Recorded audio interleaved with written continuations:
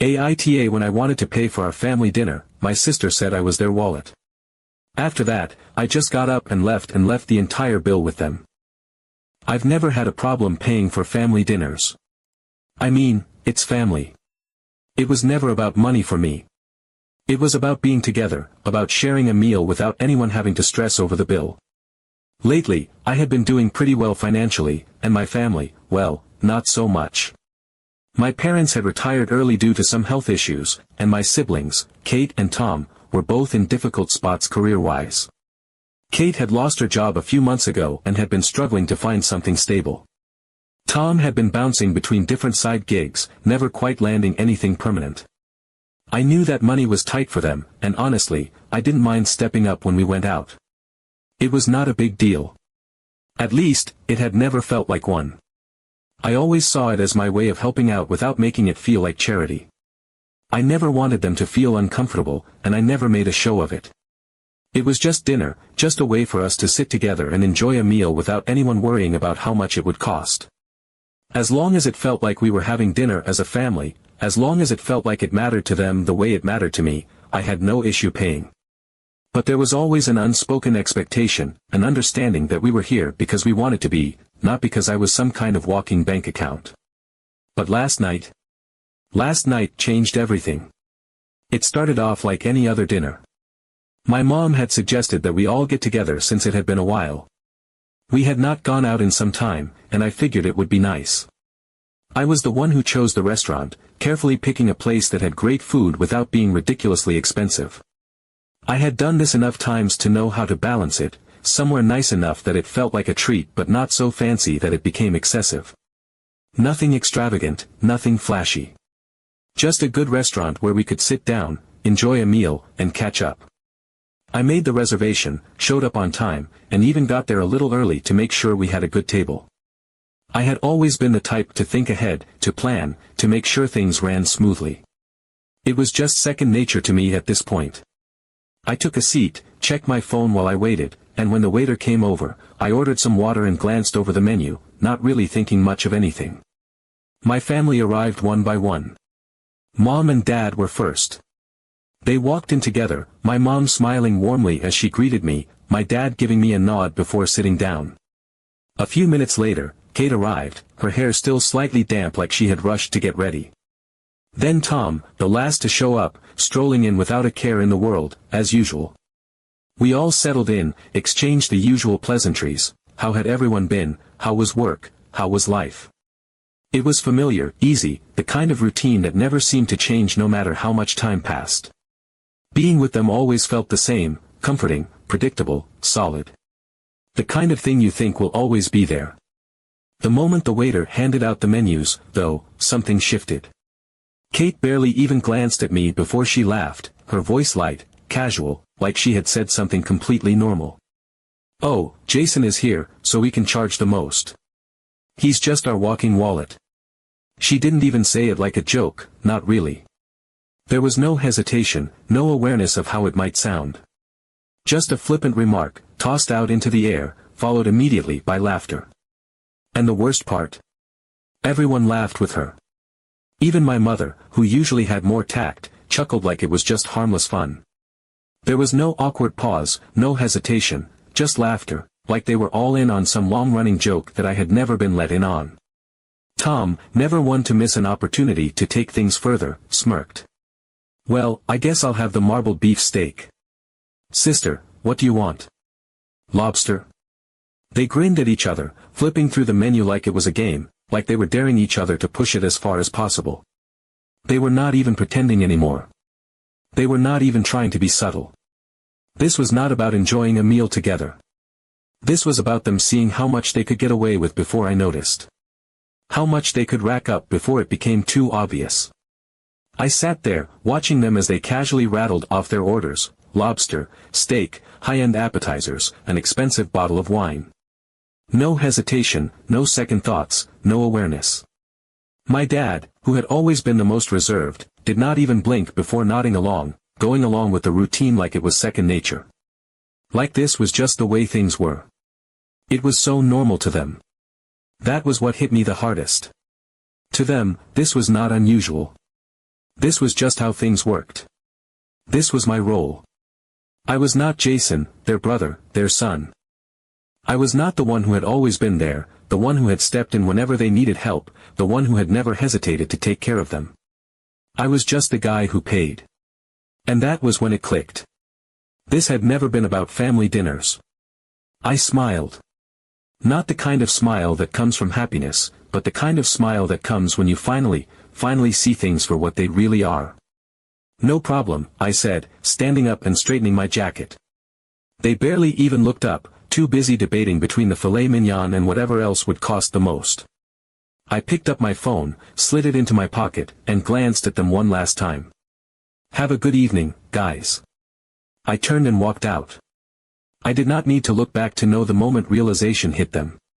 The laughter stopped. The amusement drained. The smugness faded.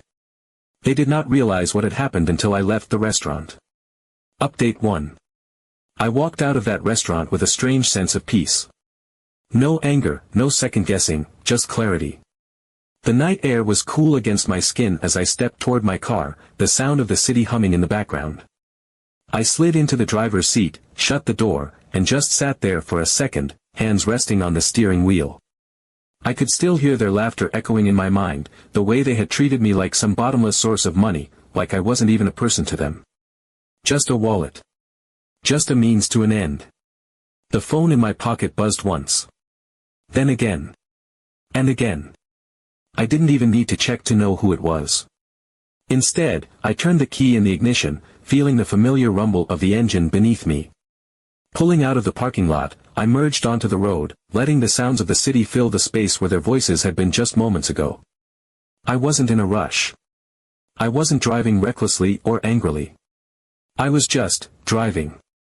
The phone kept buzzing, vibrating against my leg, but I ignored it. I knew exactly what they wanted.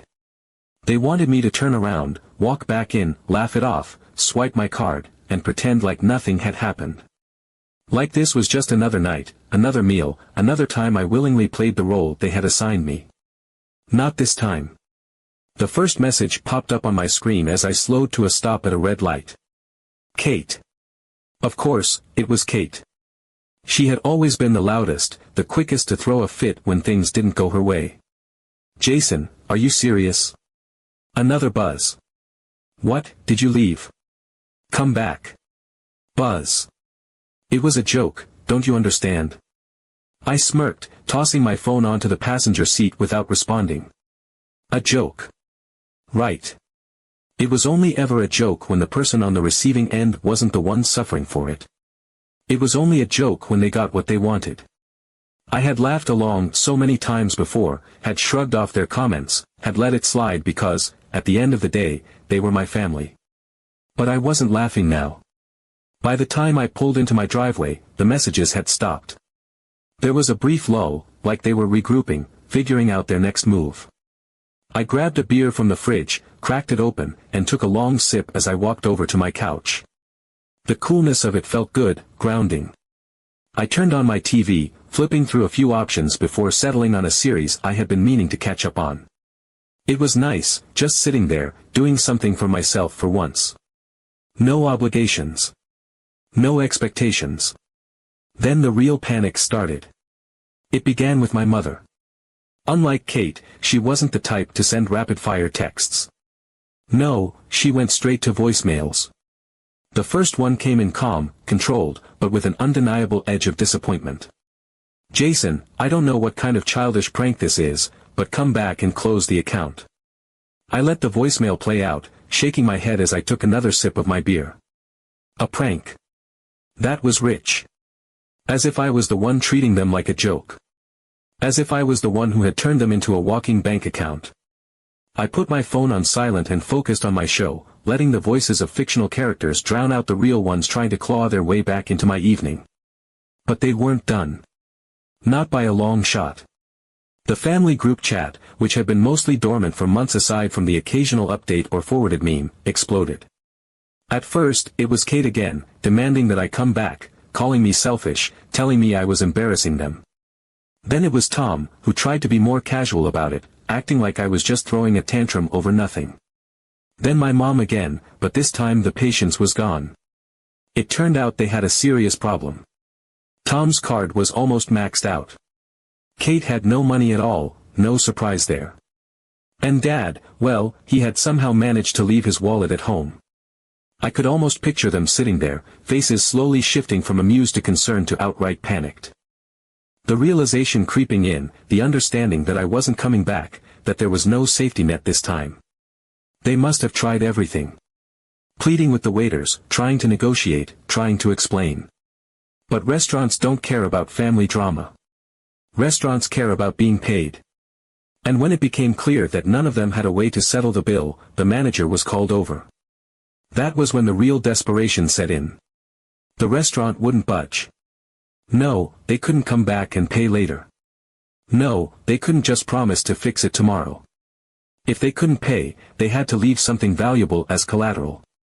And that was when Kate, fuming, humiliated, out of options, handed over her phone. I didn't even have to imagine it. I could see it so clearly in my mind, her reluctantly pulling it from her bag, slamming it onto the table, glaring at the manager like this was somehow his fault. I could almost hear her voice, snapping at the others, furious that I had put her in this position when, in reality, she had done this to herself. I couldn't help but laugh. Update 1.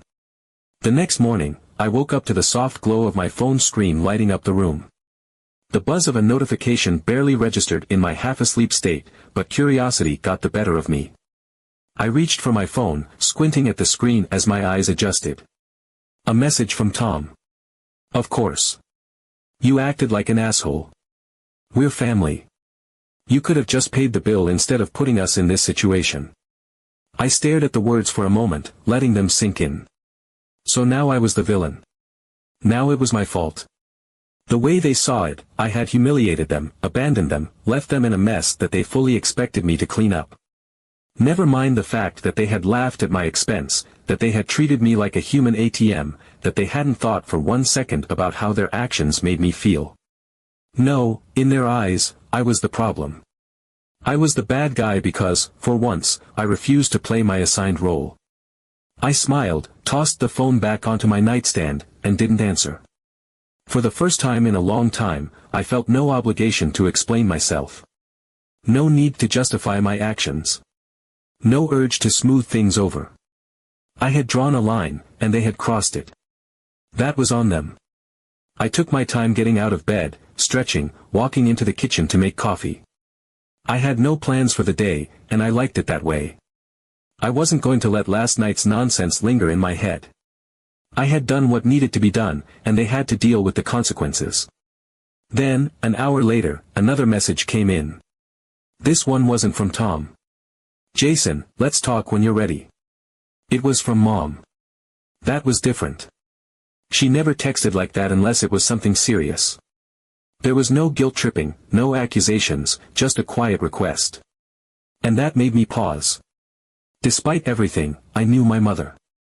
She had been laughing at the restaurant last night, sure, but I knew her well enough to understand that if she was reaching out like this, it meant something had shifted. Something had happened. I sat there for a few minutes, staring at the message, debating whether or not to ignore it. A part of me wanted to let them stew in their own mess for a little longer, to make them sit with the reality of what had happened. But there was another part of me, annoyed, frustrated, but still tethered to the idea of family, that wanted to know why she had reached out like this. So I got dressed, grabbed my keys, and drove to their house. As soon as I stepped inside, I felt it. The air was thick with tension, heavy in a way that made my skin prickle. This wasn't just about last night anymore. This was bigger. Dad was sitting in his usual chair, arms crossed tightly over his chest, his expression hard, unreadable. He barely acknowledged me when I walked in. Mom, standing a few feet away, looked tired, more tired than I had seen her in a long time. Not just physically, but in a way that made it seem like the weight of something unseen was pressing down on her. I didn't bother with pleasantries. What's going on? Dad didn't answer immediately. Instead, he looked at Mom, his expression unreadable, his body stiff. When he finally spoke, his voice was clipped, controlled, like he was holding something back. Are you going to tell him, or should I? Mom let out a slow breath, rubbing her temples, and for the first time, she looked almost guilty. And then the truth came out. Last night, after I left them at the restaurant and the chaos unfolded, Dad had gone home to grab the money to bail them out. But in the process, he had glanced at their bank account, expecting to check balances, maybe move some money around. What he saw blindsided him. Over the past few months, large sums of money had been quietly withdrawn. Not once or twice, but repeatedly. At first, he had assumed it was something related to the house, maybe an unexpected expense, some kind of payment he had forgotten about. But as he kept looking, the pattern didn't add up. And then it hit him. Mom had been funneling money to Kate. Not just a little here and there. Thousands. She had been helping Kate pay off a loan. A loan that no one else had known about. Dad had confronted her the moment he got home. The argument had been instant, explosive. He had demanded answers. How long had this been going on? Why had she kept it a secret? Why was she using their money to clean up Kate's mess without telling him? Mom had defended herself, saying that Kate had been in trouble, that she hadn't known what else to do, that she had been trying to help before things spiraled further. Dad had been furious. You spent our money on this and didn't even tell me? Mom had shot back, just as angry, just as hurt.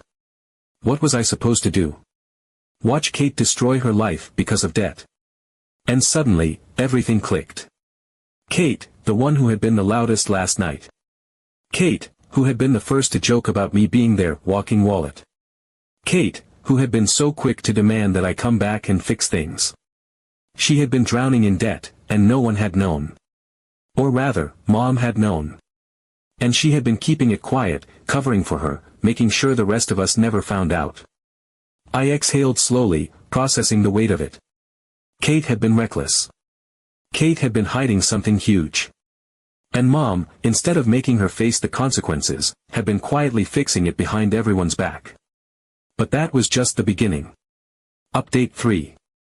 After all the insults, the panic, and the scrambling to figure out a way out of the mess they had put themselves in, they had to admit the obvious: without me, they were completely stuck. The restaurant wasn't going to wait forever, and all their attempts to negotiate had led them nowhere. They had no money, no way to pay, and no other option left. The staff had been patient, but patience had its limits. The manager, who had already indulged their desperate bargaining attempts far longer than necessary, was done humoring them. The restaurant was busy, tables were turning, and they were sitting there, a growing inconvenience.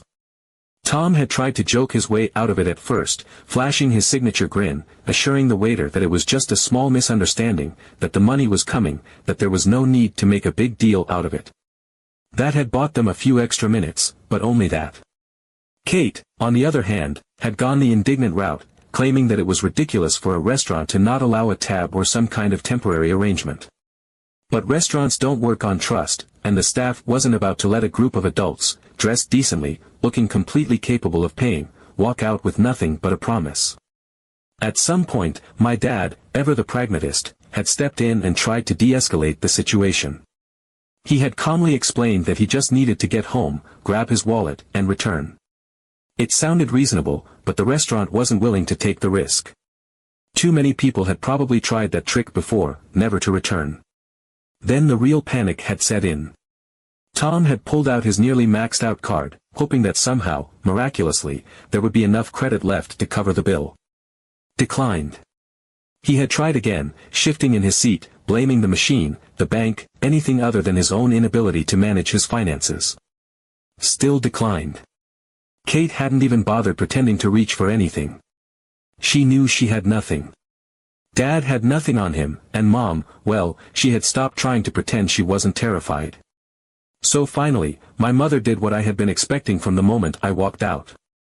She turned to me. The message came in, a simple plea wrapped in quiet desperation. Jason, please help.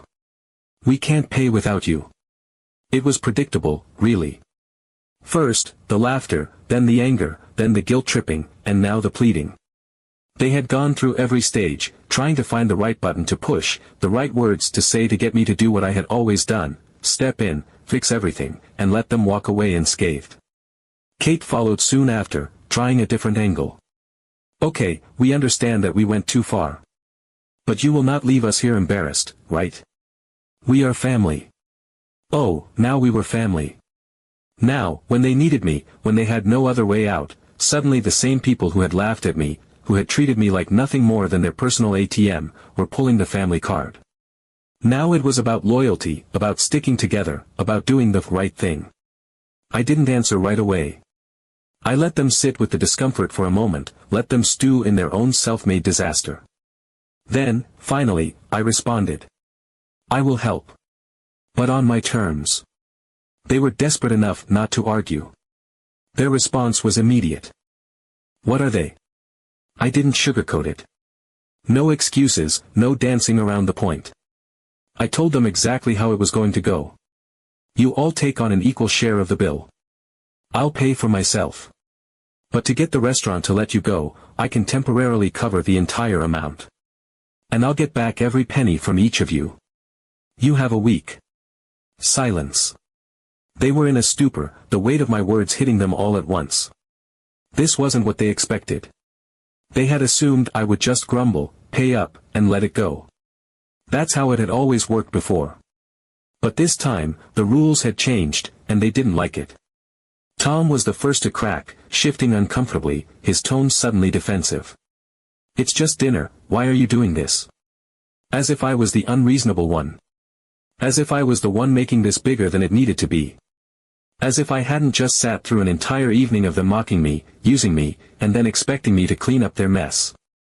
Kate jumped in next, immediately resorting to complaints, saying she didn't have extra money, that I knew her situation, that this was unfair. The excuses poured in like clockwork, the same predictable justifications they had always used whenever money was involved. She went from defensive to exasperated to full-blown outraged, throwing every argument she could think of at me. But I was done with their manipulations. It's not negotiable. Either you agree or figure it out yourself. They knew they had no other choice. The restaurant was waiting, the staff wasn't going to let them walk out without a resolution, and I was their only way out. After a lot of sighing, mumbling, and reluctant nodding, they agreed. I took my time getting back to the restaurant, not because I wanted to make them suffer, but because I wasn't in a rush to clean up their mess. When I arrived, the waiter looked relieved, and I paid the bill in full. I made sure to leave a generous tip, not because of them, but because the staff had been patient and professional through the whole ordeal.